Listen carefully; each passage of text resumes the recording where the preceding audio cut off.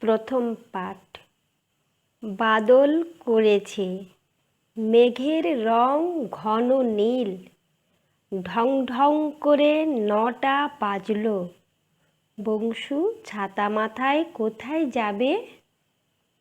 ও যাবে সংসার বাবুর বাসায়। সেখানে কংস বধের অভিনয় হবে।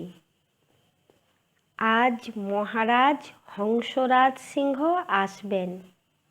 কংস বধ অভিনয় তাকে দেখাবে। বাংলাদেশে তার বাড়ি নয়, তিনি পাংশুপুরের রাজা। সংসার বাবু তারই সংসারে কাজ করেন।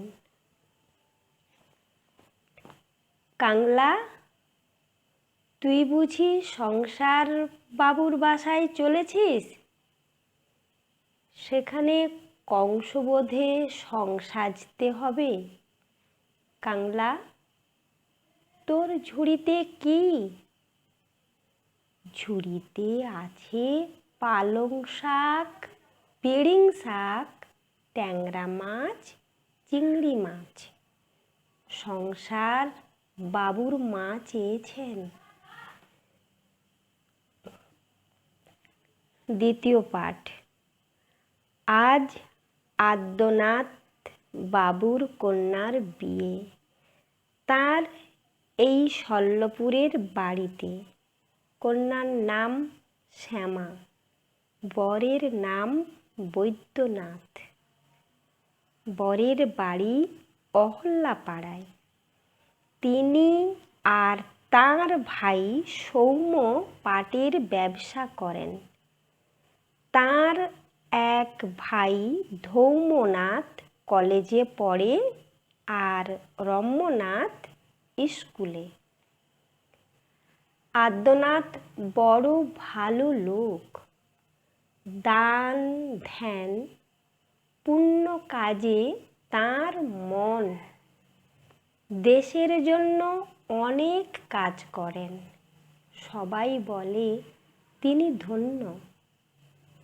আদ্যনাথ বাবু তাঁর ভৃত্য সত্যকে আমার কাছে পাঠিয়েছিলেন। আমি বলেছি তাঁর কন্যার বিবাহে অবশ্য যাব। এখানে এসে দেখি আঙ্গিনায় বাদ্য বাজছে। চাষিরা এবৎসর ভালো শস্য পেয়েছে, তাই তারা ভিড় করে এসেছে। ভিতরে ঢুকি, সাধ্য কি? অগত্যা বাইরে বসে আছি। দেখছি ছেলেরা খুশি হয়ে নৃত্য করছে, কেউ বা ব্যাট বল খেলছে। নিত্যস্মরণ ওদের ক্যাপ্টেন। হাট। কুমোর পাড়ার গরুর গাড়ি, বোঝাই করা কলসি হাঁড়ি। গাড়ি চালায় বংশী বদন, সঙ্গে যে যায় ভাগ্নে মদন। হাট বসেছে শুক্রবারে, বক্সিগঞ্জে পদ্মা পারে। জিনিসপত্র জুটিয়ে এনে গ্রামের মানুষ বেচে কেনে। উচ্ছে, বেগুন, পটল, মূলো, বেতের বোনা ধামা কুলো। সর্ষে, ছোলা, ময়দা, আটা, শীতের রেপার নকশা কাটা। ঝাঁঝরি করা বেড়ি হাতা, শহর থেকে সস্তা ছাতা। কলসি ভরা এখো গুড়ে, মাছি যত বেড়ায় উড়ে। খড়ের আঁটি নৌকো বেয়ে, আনলো ঘাটে চাষির মেয়ে। অন্ধকানাই পথের পরে, গান শুনিয়ে ভিক্ষে করে। পাড়ার ছেলে স্নানের ঘাটে, জল ছিটিয়ে সাঁতার কাটে। তৃতীয় পাঠ। আজ মঙ্গলবার, পাড়ার জঙ্গল সাফ করবার দিন। সব ছেলেরা দঙ্গল বেঁধে যাবে। রঙ্গলাল বাবুও এখনই আসবেন, আর আসবেন তার দাদা বঙ্গবাবু। সিঙ্গি, তুমি দৌড়ে যাও তো, অনঙ্গ দাদাকে ধরো। মোটর গাড়িতে তাদের আনবেন, সঙ্গে নিতে হবে কুড়োল, কোদাল, ঝাঁটা, ঝুড়ি। আর নেব ভিঙ্গি মেথরকে। এবার পঙ্গপাল এসে বড় ক্ষতি করেছে। ক্ষিতি বাবুর ক্ষেতে একটি ঘাস নেই। অক্ষয় বাবুর বাগানের কপির পাতাগুলো খেয়ে সাঙ্গ করে দিয়েছে। পঙ্গপাল না তাড়াতে পারলে এবার কাজে ভঙ্গ দিতে হবে। ঈশান বাবু ইঙ্গিতে বলেছেন তিনি কিছু দান করবেন। চতুর্থ পাঠ। চন্দননগর থেকে আনন্দবাবু আসবেন। তিনি আমার পাড়ার কাজ দেখতে চান। দেখো যেন নিন্দা না হয়। ইন্দুকে বলে দিও তার আতিথ্যে যেন খুঁত না থাকে। তার ঘরে সুন্দর দেখে ফুলদানি রেখো, তাতে কুন্দ ফুল থাকবে আর আকন্দ থাকবে। রঙ্গু বেহারাকে বলো তার শোবার ঘরে তার তরঙ্গ যেন রাখে, ঘর বন্ধ যেন না থাকে। সন্ধ্যা হলে ঘরে ধুনোর গন্ধ দিও। দীনবন্ধুকে রেখো পাশের ঘরেই। তাদের সঙ্গে সিন্ধু বাবু আসবেন, তাকে অন্য ঘরে রাখতে হবে। বিন্দুকে বলে মালা চন্দন তৈরি রাখা চাই। বন্দে মাতরম গান নন্দী জানে তো? সেই অন্ধ গায়ককেও ডেকে এনো, সে তো মন্দ গায় না। পঞ্চম পাঠ। বর্ষা নেমেছে, গরমি আর নেই। থেকে থেকে মেঘের গর্জন আর বিদ্যুতের চমকানি চলেছে। শিলং পর্বতে ঝর্ণার জল বেড়ে উঠল। কর্ণফুলী নদীতে বন্যা দেখা দিয়েছে। সর্ষে ক্ষেত ডুবিয়ে দিলে। দুর্গানাথের আঙ্গিনায় জল উঠেছে। তার দরমার বেড়া ভেঙে গেল। বেচারা গরুগুলোর বড় দুর্গতি। এক হাঁটু পাকে দাঁড়িয়ে আছে। চাষিদের কাজকর্ম সব বন্ধ। ঘরে ঘরে সর্দি কাশি। কর্তাবাবু বর্ষাতি পরে চলেছেন। সঙ্গে তাঁর আর্দালি তুর্কি মিয়া।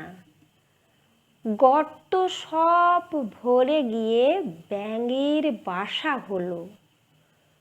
পাড়ার নর্দমাগুলো জলে ছাপিয়ে গেছে। ওইখানে মা পুকুর পাড়ে জিওল গাছের বেড়ার ধারে কোথায় হব বনবাসী। কেউ কোথাও নেই। ওইখানে ঝাউতলা জুড়ে বাঁধবো তোমার ছোট্ট করে। শুকনো পাতা বিছিয়ে ঘরে থাকবো দুজনেই। বাঘ ভাল্লুক অনেক আছে, আসবে না কেউ তোমার কাছে। দিন রাত্রির কোমর বেঁধে থাকবো পাহারাতে। রাক্ষসেরা ঝোপে ঝাড়ে মারবে উঁকি আড়ে আড়ে। দেখবে আমি দাঁড়িয়ে আছি ধনুক নিয়ে হাতে। আঁচলেতে খই নিয়ে তুই যেই দাঁড়াবি দ্বারে,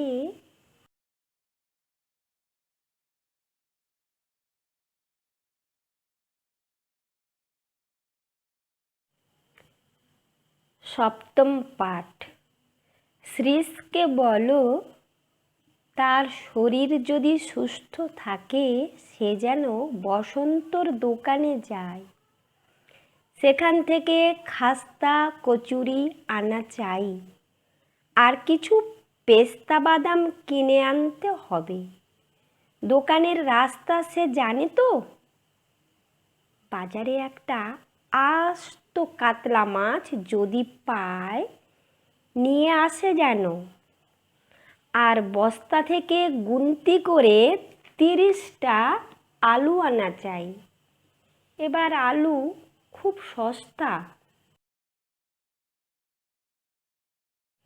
একান্ত যদি না পাওয়া যায় কিছু ওল আনিয়ে নিও, রাস্তায় রেঁধে খেতে হবে, তার ব্যবস্থা করা দরকার। মনে রেখো কড়া চাই, খুন্তি চাই, জলের পাত্র একটা নিও।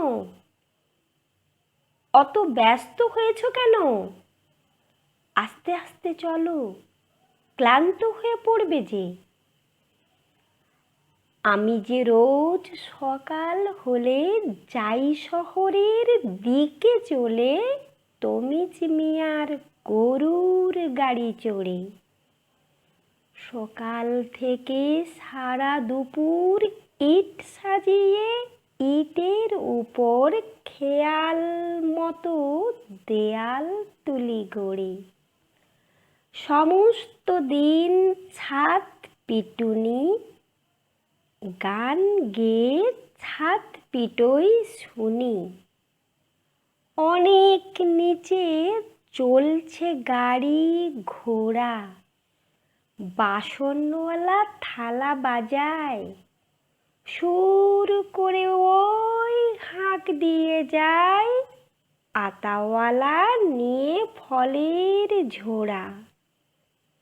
4:30 বেজে ওঠে, ছেলেরা সব বাসায় ছোটে, হো হো করে উড়িয়ে দিয়ে ধুলো। রোদ্দুর যেই আসে পড়ে, পুবের মুখে কোথা উড়ে দলে দলে ডাক দিয়ে কাকগুলো। আমি তখন দিনের শেষে ভাড়ার থেকে নেমে এসে আবার ফিরে আসি আপন গাঁয়ে। জানো নাকি আমার পাড়া, যেখানে ওই খুঁটি গাড়া পুকুর পাড়ে গাজন তলার বাঁয়ে। অষ্টম পাঠ।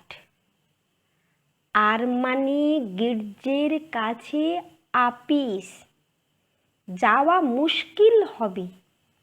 পূর্ব দিকের মেঘ ইস্পাতের মতো কালো, পশ্চিম দিকের মেঘ ঘন নীল। সকালে রৌদ্র ছিল, নিশ্চিন্ত ছিলাম। দেখতে দেখতে বিস্তর মেঘ জমেছে। বাদলা বেশিক্ষণ স্থায়ী না হলে বাঁচি। শরীরটা অসুস্থ লাগছে, মাথা ধরেছে, স্থির হয়ে থাকতে পারছি নে। আপিসের ভাত এখনো হলো না, উনানের আগুনটা উস্কিয়ে দাও। ঠাকুর, আমার ঝোলে যেন লঙ্কা না দেয়। বঙ্কিমকে আমার অঙ্কের খাতাটা আনতে বলো। দোতলা ঘরের পালঙ্কের উপর আছে। কঙ্কা খাতা নিয়ে খেলতে গিয়ে তার পাতা ছিঁড়ে দিয়েছে। নবম পাঠ। বৃষ্টি নামলো দেখছি। সৃষ্টিধর ছাতাটা খুঁজে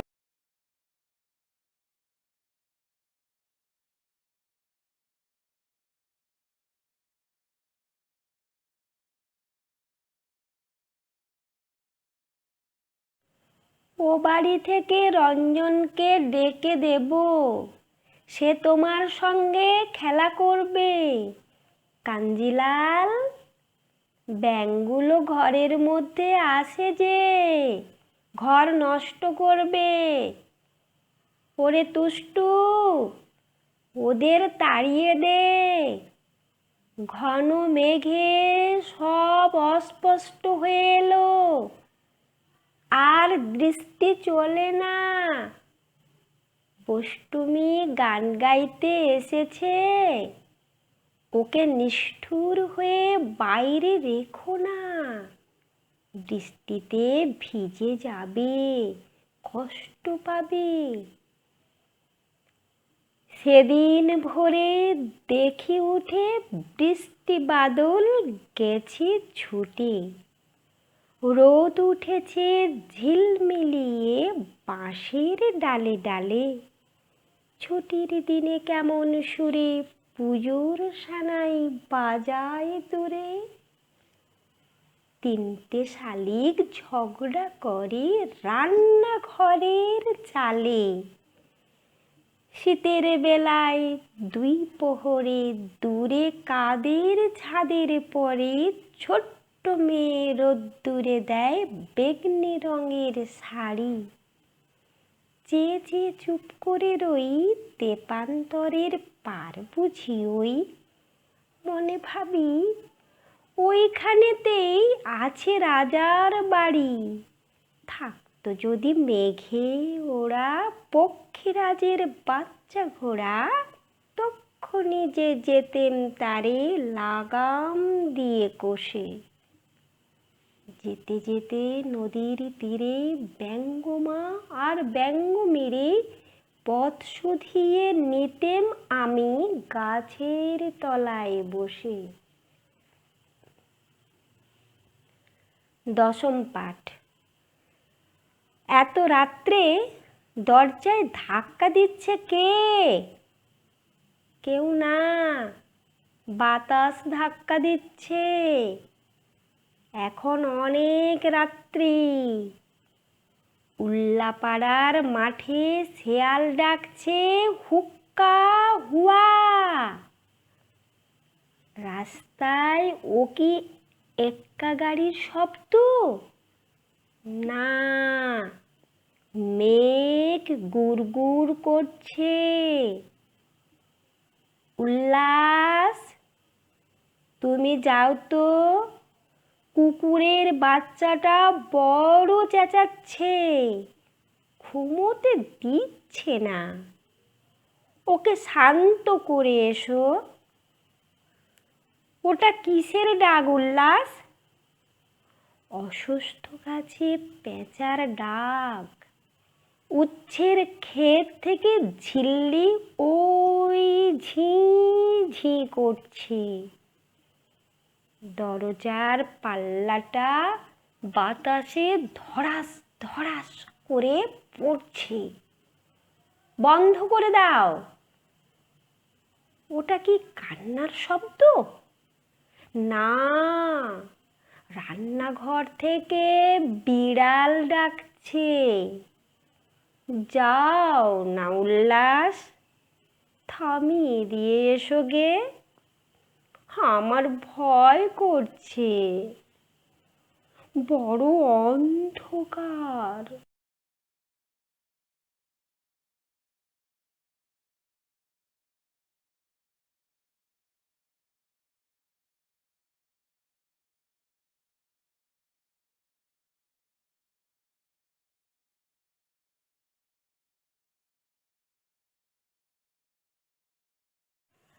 ভজ্জুকে ডেকে দিই। ছি ছি উল্লাস, ভয় করতে লজ্জা করে না? আচ্ছা, আমি নিজে যাচ্ছি। আর তো রাত নেই, পূব দিক উজ্জ্বল হয়েছে। ও ঘরে বিছানায় খুকি চঞ্চল হয়ে উঠল। বাঞ্ছাকে ধাক্কা দিয়ে জাগিয়ে দাও। বাঞ্ছা শীঘ্র আমার জন্য চা আনুক আর কিঞ্চিৎ বিস্কুট। আমি ততক্ষণ মুখ ধুয়ে আসি। রক্ষামণি থাক খুকুর কাছে। তুমিও সাজসজ্জা করে তৈরি থাকো উল্লাস, বেড়াতে যাব। উত্তম কথা, কিন্তু ঘাস ভিজে কেন? এক পত্তন বৃষ্টি হয়ে গেল বুঝি? এবার লণ্ঠনটা নিভিয়ে দাও। আর মন্টুকে বলো বারান্দা পরিষ্কার করে দিক। এখনই রেভারেন্ড অ্যান্ডারসন আসবেন। পণ্ডিত মশাইয়েরও আসবার সময় হলো। ওই শোনো, কুণ্ডুদের বাড়ি ঢং ঢং করে 6টার ঘণ্টা বাজে। আকাশ পারে পূবের কোণে কখন যেন অন্যমনে ফাঁক ধরে ওই মেঘে মুখের চাদর সরিয়ে ফেলে অন্ধ চোখের পাতা মেলে আকাশ ওঠে জেগে। ছিঁড়ে যাওয়া মেঘের থেকে পুকুরে রোদ পড়ে বেঁকে, লাগাই ঝিলিমিলি। বাঁশ বাগানের মাথায় মাথায় তেঁতুল গাছের পাতায় পাতায় হাসাই খিলি খিলি। হঠাৎ কিসের মন্ত্র এসে ভুলিয়ে দিল এক নিমেষে বাদল বেলার কথা। হারিয়ে পাওয়া আলোটিরে নাচায় ডালে ফিরে ফিরে ঝুমকো ফুলের লতা। একাদশ পাঠ।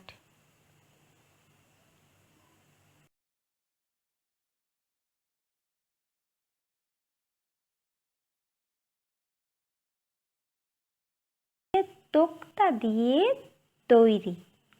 ভক্তরাম সেই নৌকো সস্তা দামে বিক্রি করে।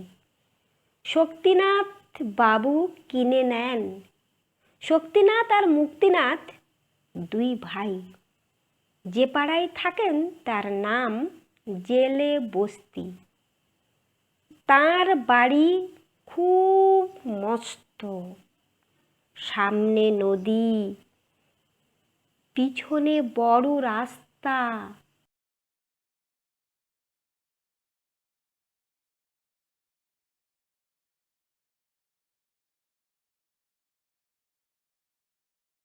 তার দারোয়ান শক্তু সিং আর আক্রম মিশ্র রোজ সকালে কুস্তি করে। শক্তিনাথ বাবুর চাকরের নাম অক্রূর।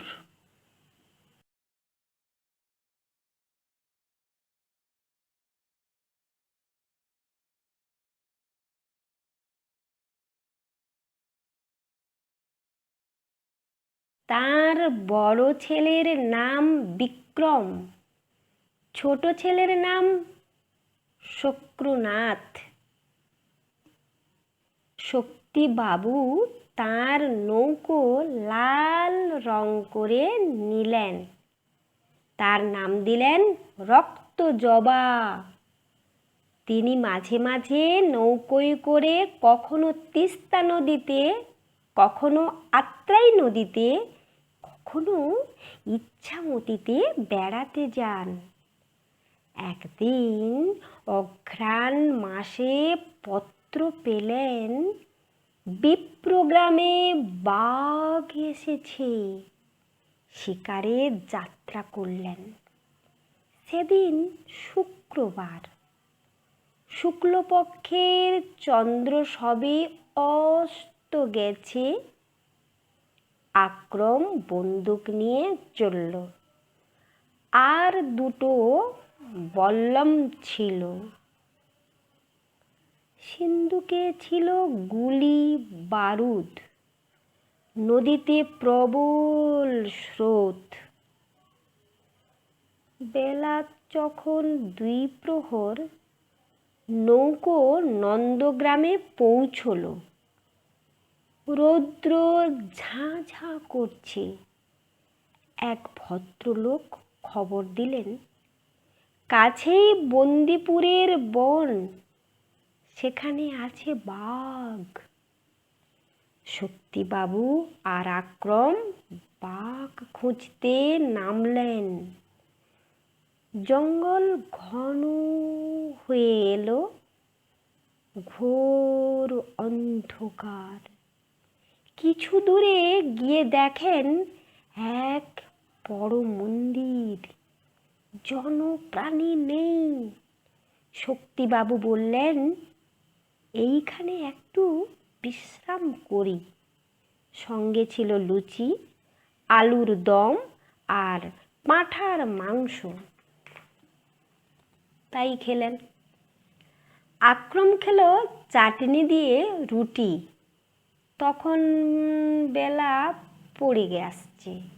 গাছের ফাঁক দিয়ে বাঁকা হয়ে রৌদ্র পড়েছে।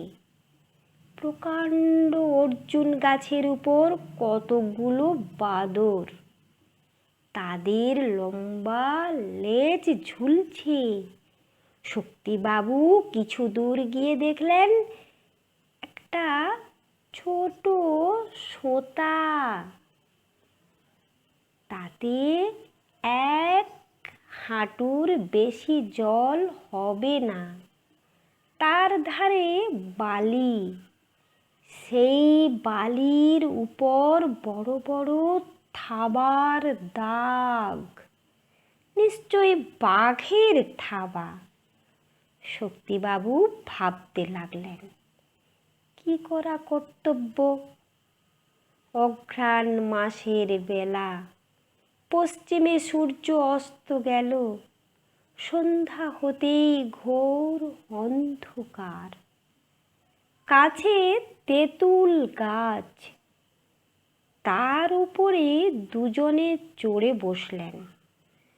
গাছের গুড়ির সঙ্গে চাদর দিয়ে নিজেদের বাঁধলেন, পাছে ঘুম এলে পড়ে যান। কোথাও আলো নেই। তারা দেখা যায় না। কেবল অসংখ্য জোনাকি গাছে গাছে জ্বলছে। শক্তিবাবুর একটু নিদ্রা এসেছে। এমন সময়ে হঠাৎ ধপ করে একটা শব্দ। হাওয়াতে চমকে জেগে উঠলেন। দেখলেন কখন বাঁধন আলগা হয়ে আক্রম নিচে পড়ে গেছে। শক্তিনাথ তাকে দেখতে তাড়াতাড়ি নেমে এলেন।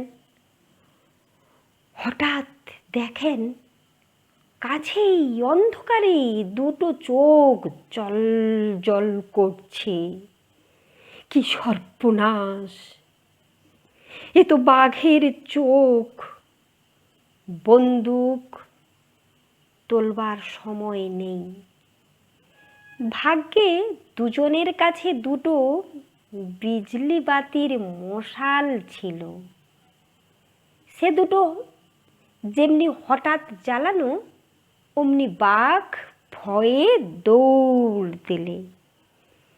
সে রাত্রি আবার দুজনের গাছে কাটল। পরের দিন সকাল হলো, কিন্তু জঙ্গলের মধ্যে রাস্তা মেলে না। যতই চলে জঙ্গল বেড়ে যায়। গায়ে কাঁটার আঁচড় লাগে, রক্ত পড়ে। খিদে পেয়েছে, তেষ্টা পেয়েছে। এমন সময় মানুষের গলার শব্দ শোনা গেল। একদল কাঠুরিয়া কাঠ কাটতে চলেছে। শক্তিবাবু বললেন, তোমাদের ঘরে নিয়ে চলো। রাস্তা ভুলেছি, কিছু খেতে দাও। নদীর ধারে একটা টিবির পরে তাদের কুঁড়ে ঘর, গোলপাতা দিয়ে ছাওয়া। কাছে একটা মস্ত বট গাছ, তার ডাল থেকে লম্বা লম্বা ঝুরি নেমেছে। সেই গাছে যত রাজ্যের পাখির বাসা। কাঠুরিয়া শক্তিবাবুকে আক্রমকে যত্ন করে খেতে দিলে। তাল পাতার ঠোঙায় এনে দিলে চিড়ে আর বনের মধু, আর দিলে ছাগলের দুধ। নদী থেকে ভাঁড়ে করে এনে দিলে জল। রাত্রে ভালো ঘুম হয়নি, শরীর ছিল ক্লান্ত। শক্তিবাবু বটের ছায়ায় শুয়ে ঘুমোলেন। বেলা যখন 4 প্রহর, তখন কাঠুরিয়াদের সর্দার পথ দেখিয়ে নৌকোয় তাদের পৌঁছে দিলে। শক্তিবাবু 10 টাকার নোট বের করে বললেন, বড় উপকার করেছ, বকশিশ লও। সর্দার হাত জড়ো করে বললে, মাপ করবেন, টাকা নিতে পারবো না, নিলে অধর্ম হবে। এই বলে নমস্কার করে সর্দার চলে গেল।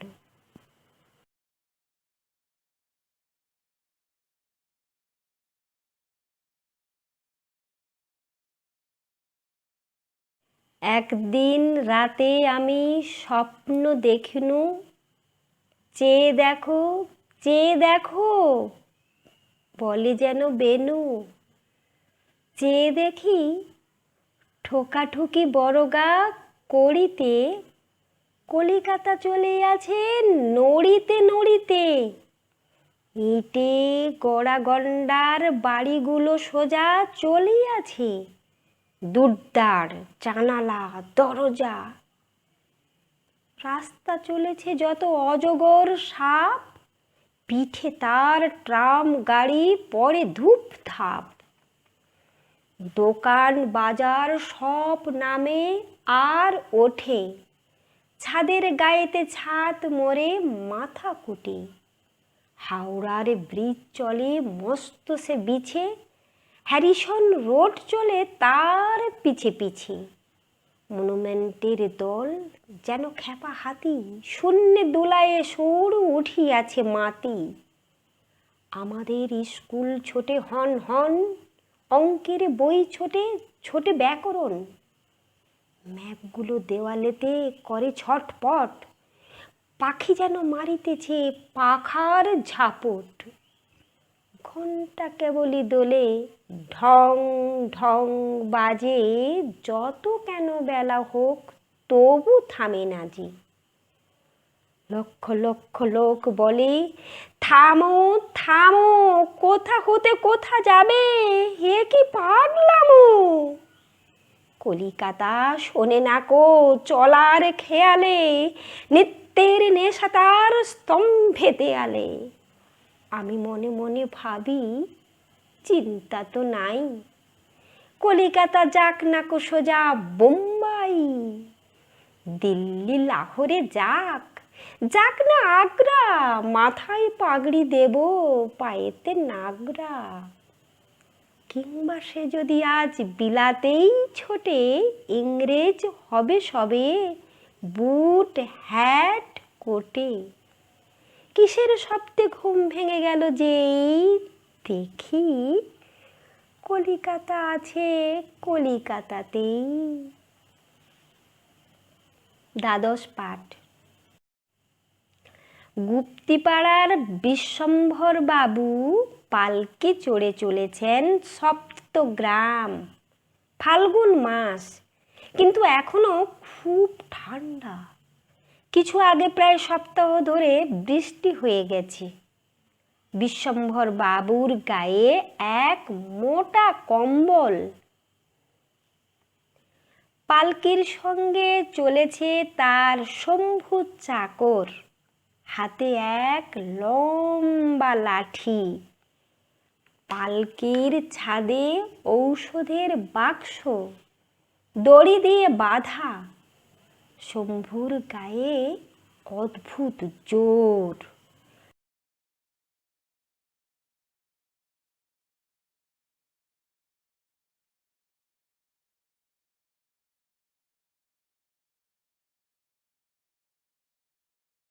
একবার কুম্ভীরার জঙ্গলে তাকে ভল্লুকে ধরেছিল। সঙ্গে বন্দুক ছিল না, শুধু কেবল লাঠি নিয়ে ভল্লুকের সঙ্গে তার যুদ্ধ হলো। শম্ভুর হাতের লাঠি খেয়ে ভল্লুকের মেরুদণ্ড গেল ভেঙে। তার আর উত্থান শক্তি রইল না। আর একবার শম্ভু বিশ্বম্ভর বাবুর সঙ্গে গিয়েছিল স্বর্ণগঞ্জে। সেখানে পদ্মা নদীর চরে রান্না চড়াতে হবে। তখন গ্রীষ্মকালের মধ্যাহ্ন। পদ্মার ধারে ছোট ছোট ঝাউ গাছের জঙ্গল। উনান ধরানো চাই। দা দিয়ে শম্ভু ঝাউ ডাল কেটে আঁটি বাঁধল। অসহ্য রৌদ্র, বড় তৃষ্ণা পেয়েছি। নদীতে শম্ভু জল খেতে গেল। এমন সময়ে দেখলে একটা বাছুরকে ধরেছে কুমিরে। শম্ভু এক লম্ফে জলে পড়ে কুমিরের পিঠে চড়ে বসল। দা দিয়ে তার গলায় পোঁচ দিতে লাগলো। জল লাল হয়ে উঠল রক্তে। কুমির যন্ত্রণায় বাছুরকে দিল ছেড়ে। শম্ভু সাঁতার দিয়ে ডাঙায় উঠে এলো। বিশ্বম্ভর বাবু ডাক্তার। রোগী দেখতে চলেছেন বহু দূরে। সেখানে স্টিমার ঘাটের স্টেশন মাস্টার মধু বিশ্বাস। তার ছোট ছেলের অম্লশূল বড় কষ্ট পাচ্ছে। বিষ্ণুপুরের পশ্চিম ধারের মাঠ প্রকাণ্ড। সেখানে যখন পালকি এলো তখন সন্ধ্যা হয়ে এসেছে। রাখাল গরু নিয়ে চলেছে গোষ্ঠে ফিরে। বিশ্বম্ভর বাবু তাকে ডেকে জিজ্ঞাসা করলেন, ও হে বাপু, সপ্তগ্রাম কত দূরে বলতে পারো?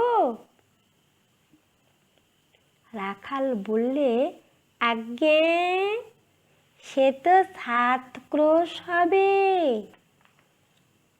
আজ সেখানে যাবেন না। পথে ভীষ্ম হাটের মাঠ, তার কাছে শ্মশান, সেখানে ডাকাতের ভয়। ডাক্তার বললেন, বাবা, রোগী কষ্ট পাচ্ছে, আমাকে যেতেই হবে। তিলপনি খালের ধারে যখন পালকি এলো রাত্রি তখন 10টা। বাঁধন আলগা হয়ে পালকির ঝাঁজ থেকে ডাক্তারের বাক্সটা গেল পড়ে।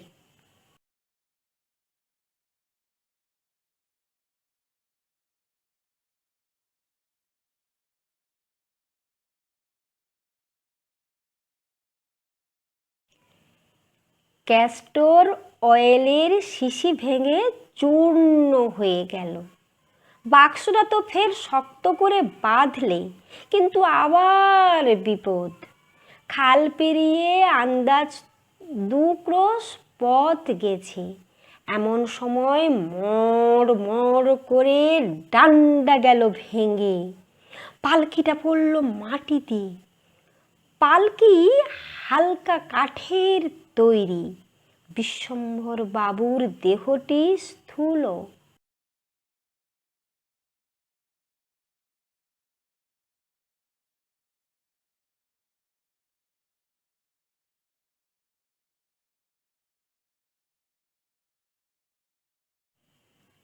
আর উপায় নেই, এইখানেই রাত্রি কাটাতে হবে।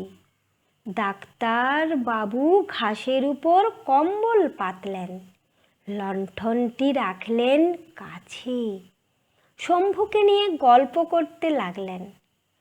এমন সময়ে বেহারাদের সর্দার বুদ্ধ এসে বললে, ওই যে কারা আসছে, ওরা ডাকাত, সন্দেহ নেই। বিশ্বম্ভর বাবু বললেন, ভয় কি, তোরা তো সবাই আছিস। বুদ্ধ বললে, বল্গু পালিয়েছে, পল্লুকেও দেখছি নে, বক্সি লুকিয়েছে ওই ঝোপের মধ্যে। ভয়ে বিষ্ণুর হাত পা আড়ষ্ট। শুনে ডাক্তার তো ভয়ে কম্পিত, ডাকলেন শম্ভু। শম্ভু বললে, আজ্ঞে। ডাক্তার বললেন, এখন উপায় কি? শম্ভু বললে, ভয় নেই, আমি আছি। ডাক্তার বললেন, ওরা যে 5 জন। শম্ভু বললে, আমি যে শম্ভু। এই বলে উঠে দাঁড়িয়ে এক লম্ফ দিলে, গর্জন করে বললে, খবরদার। ডাকাতেরা অট্টহাস্য করে এগিয়ে আসতে লাগলো। তখন শম্ভু পালকির সেই ভাঙা ডান্ডাখানা তুলে নিয়ে ওদের দিকে ছুঁড়ে মারলে। তারই এক ঘায়ে 3 জন একসঙ্গে পড়ে গেল। তারপরে শম্ভু লাঠি ঘুরিয়ে যেই ওদের মধ্যে ঝাঁপিয়ে পড়ল, বাকি 2 জনে দিল দৌড়। তখন ডাক্তার বাবু ডাকলেন, শম্ভু। শম্ভু বললে, আজ্ঞে। বিশ্বম্ভর বাবু বললেন, এইবার বাক্সটা বের করো। শম্ভু বললে, কেন, বাক্স নিয়ে কি হবে? ডাক্তার বললেন, ওই 3টে লোকের ডাক্তারি করা চাই, ব্যান্ডেজ বাঁধতে হবে। রাত্রি তখন অল্পই বাকি। বিশ্বম্ভর বাবু আর শম্ভু 2 জনে মিলে 3 জনের শুশ্রূষা করলেন। সকাল হয়েছে, ছিন্ন মেঘের মধ্য দিয়ে সূর্যের রশ্মি ফেটে পড়েছে। একে একে সব বেহারা ফিরে আসে। বল্গু এলো, পল্লু এলো, বক্সির হাত ধরে এলো বিষ্ণু। তখনও তার হৃৎপিণ্ড কম্পমান। স্টিমার আসিছে ঘাটে, পড়ে আসে বেলা, পূজার ছুটির দল। লোকজন মেলা এলো দূর দেশ হতে, বৎসরের পরে ফিরে আসে যে যাহার আপনার ঘরে। জাহাজের ছাদে ভিড়, নানা লোকের নানা মাদুরে কম্বলে লেপে পেতেছে বিছানা ঠেসা ঠেসি করে। তারই মাঝে হরে রাম মাথা নেড়ে বাজাইছে হারমোনিয়াম। বোঝা আছে কত শত, বাক্স কত রূপ, টিন টিন, বেত, চামড়ার পুটুলির স্তূপ, থলি ঝুলি ক্যাম্বিসের, ডালা ঝুড়ি ধামা সবজিতে ভরা, গায়ে রেশমের জামা, কোমরে চাদর বাঁধা। চণ্ডী অবিনাশ কলিকাতা হতে আসে, বঙ্কু শ্যামদাস, অম্বিকা অক্ষয়, নতুন চীনের জুতা করে মস মস, মেরে কনইয়ের গুতা, ভিড় ঠেলে আগে চলে, হাতে বাঁধা ঘড়ি, চোখেতে চশমা কারো, সরু এক ছড়ি সবেগে দোলায়, ঘন ঘন দাগ ছাড়ে স্টিমারের বাঁশি, কে পড়ে কাহার ঘাড়ে, সবাই সবার আগে যেতে চায় চলে, ঠেলা ঠেলি, বকাবকি, শিশু মার কোলে চিৎকার স্বরে কাঁদে, গড় গড় করে নঙ্গর ডুবিল জলে, শিকলের ডোরে জাহাজ পড়িল বাধা, সিঁড়ি গেল নেমে, ইঞ্জিনের ধকধকি সব গেল থেমে, কুলি কুলি ডাক পড়ে, ডাঙ্গা হতে মুটে দূর দাঁড় করে এলো দলে দলে ছুটে, তীরে বাজাইয়া হাঁড়ি গাহিছে ভজন অন্ধ বেণী, যাত্রীদের আত্মীয় স্বজন অপেক্ষা করিয়া আছে, নাম ধরে ডাকে, খুঁজে খুঁজে বের করে যে চায় যাহাকে, চলিল গরুর গাড়ি, চলে পালকি ডুলি, স্যাকরা গাড়ির ঘোড়া উড়াইল ধুলি, সূর্য গেল অস্তাচলে, আধার ঘনালো, হেথা হোথা কেরোসিন লণ্ঠনের আলো দুলিতে দুলিতে যায়, তার পিছে পিছে মাথায় বোঝাই নিয়ে মুটেরা চলেছে, শূন্য হয়ে গেল তীর, আকাশের কোণে পঞ্চমীর চাঁদ ওঠে, দূরে বাঁশবনে শেয়াল উঠিল ডেকে, মুদির দোকানে টিম টিম করে দীপ জ্বলে একখানে।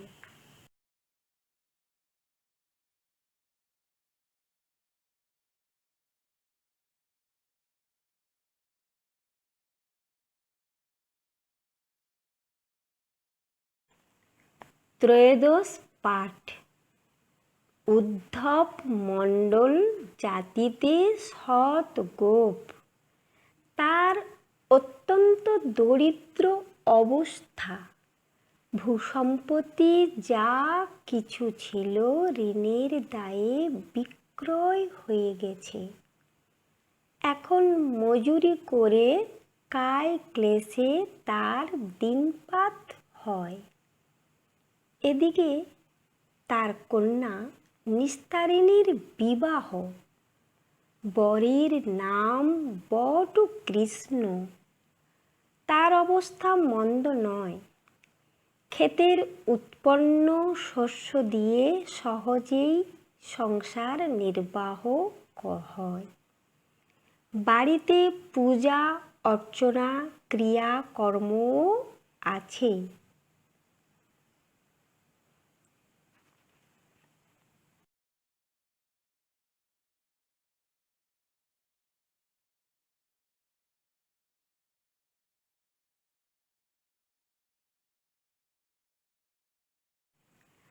আগামীকাল 19শে জ্যৈষ্ঠ বিবাহের দিন, বরযাত্রীর দল আসবে, তার জন্যে আহারাদির উদ্যোগ করা চাই।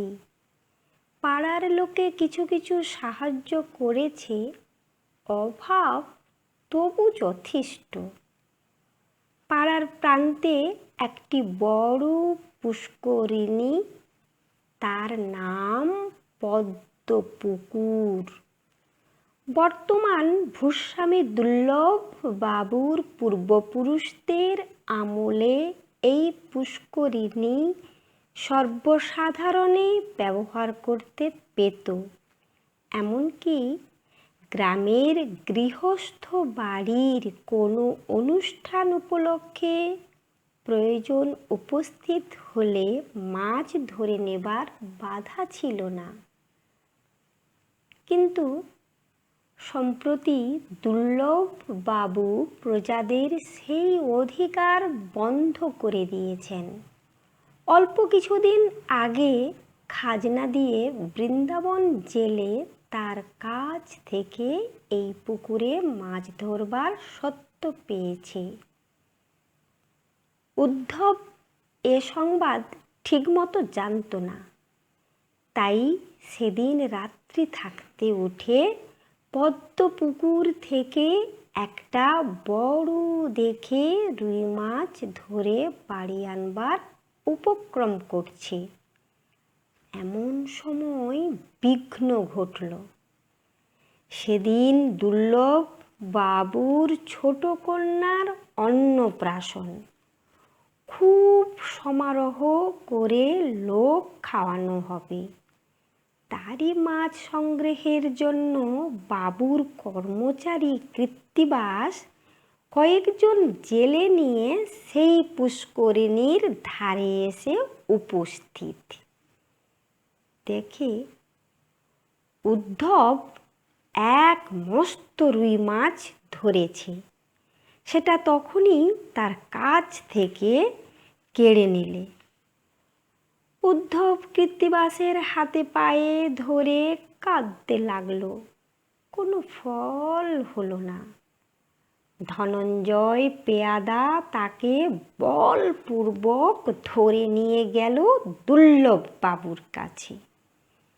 দুর্লভের বিশ্বাস ছিল যে ম্যাজিস্ট্রেটের কাছে অত্যাচারী বলে উদ্ধব তার দুর্নাম করেছে। তাই তার উপরে তার বিষম ক্রোধ। বললেন, তুই মাছ চুরি করেছিস, তার দণ্ড দিতে হবে। ধনঞ্জয়কে বললেন, একে ধরে নিয়ে যাও, যতক্ষণ না 10 টাকা দণ্ড আদায় হয় ছেড়ে দিও না। উদ্ধব হাত জড়ো করে বললে, আমার 10 পয়সাও নেই। কাল কন্যার বিবাহ, কাজ শেষ হয়ে যাক, তারপরে আমাকে শাস্তি দেবেন। দুর্লভবাবু তার কাতর বাক্যে কর্ণপাত করলেন না।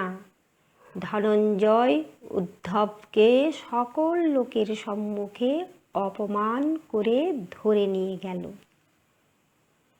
দুর্লভের পিসি কাত্যায়নী ঠাকরুন সেদিন অন্নপ্রাশনের নিমন্ত্রণে অন্তঃপুরে উপস্থিত ছিলেন। উদ্ধবের স্ত্রী মোক্ষদা তার কাছে কেঁদে এসে পড়ল। কাত্যায়নী দুর্লভকে ডেকে বললেন, বাবা, নিষ্ঠুর হয়ো না। উদ্ধবের কন্যার বিবাহে যদি অন্যায় করো, তবে তোমার কন্যার অন্নপ্রাশনে অকল্যাণ হবে। উদ্ধবকে মুক্তি দাও। দুর্লভ পিসির অনুরোধ উপেক্ষা করে চলে গেলেন। কৃত্তিবাসকে ডেকে কাত্যায়নী বললেন, উদ্ধবের দণ্ডের এই 10 টাকা দিলাম, এখনই তাকে ছেড়ে দাও। উদ্ধব ছাড়া পেলে, কিন্তু অপমানে লজ্জায় তার 2 চক্ষু দিয়ে জল পড়তে লাগলো। পরদিন গোধূলি লগ্নে নিস্তারিণীর বিবাহ। বেলা যখন 4টে, তখন 5 জন বাহক উদ্ধবের কুটির প্রাঙ্গণে এসে উপস্থিত। কেউ বা এনেছে ঝুড়িতে মাছ, কেউ বা এনেছে হাঁড়িতে দই, কারো হাতে থালায় ভরা সন্দেশ। একজন এনেছে 1 একখানি লাল চেলির শাড়ি। পাড়ার লোকের আশ্চর্য লাগলো, জিজ্ঞাসা করলে, কে পাঠালেন? বাহকেরা তার কোনো উত্তর না করে চলে গেল। তার কিছুক্ষণ পরেই কুটিরের সম্মুখে এক পালকি এসে দাঁড়ালো। তার মধ্যে থেকে নেমে এলেন কাত্যায়নী ঠাকরুন। উদ্ধব এত সৌভাগ্য স্বপ্নেও কল্পনা করতে পারত না। কাত্যায়নী বললেন, দুর্লভ, কাল তোমাকে অপমান করেছি, সে কথা তুমি মনে রেখো না। আমি তোমার কন্যাকে আশীর্বাদ করে যাব, তাকে ডেকে দাও। কাত্যায়নী নিস্তারিণীকে এক গাছি সোনার হার পরিয়ে দিলেন, আর তার হাতে নদী তীরে 100 টাকার একখানি নোট দিয়ে বললেন, গঞ্জের তোমার জীর্ণ ফাটল ধরা এক কোণে তারি, অন্ধ নিয়েছে বাসা কুঞ্জ বিহারী। আত্মীয় কেহ নাই নিকট কি দূর, আছে এক লেজ কাটা ভক্ত কুকুর। আর আছে এক তারা, বক্ষেতে ধরে গুনগুন গান গায় গুঞ্জন স্বরে। গঞ্জের জমিদার সঞ্জয় সেন দুমুঠো অন্ন তারে 2 বেলা দেন। 7 কড়ি ভঞ্জের মস্ত দালান, কুঞ্জ সেখানে করে প্রত্যুষে গান। হরি হরি রব উঠে অঙ্গন মাঝে, ঝনঝনি ঝনঝনি খঞ্জনি বাজে। ভঞ্জের পিসি তাই সন্তোষ পান, কুঞ্জকে করেছেন কম্বল দান। চিড়ে মুড়কিতে তার ভরি দেন ঝুলি, পৌষে খাওন ডেকে মিঠে পিঠে পুলি। আশ্বিনে হাট বসে ভারী ধুম করে, মহাজনী নৌকায় ঘাট যায় ভরে। হাঁকাহাঁকি ঠেলা ঠেলি মহাশোরগোল, পশ্চিমী মাল্লারা বাজায় মাদল। বোঝা নিয়ে মন্থর চলে গরু গাড়ি, চাকাগুলো ক্রন্দন করে ডাক ছাড়ি। কল্লোলে কোলাহলে জাগে এক ধ্বনি, অন্ধের কণ্ঠের গান আগমনী। সেই গান মিলে যায় দূর হতে দূরে, শরতের আকাশেতে সোনা রোদ্দুরে।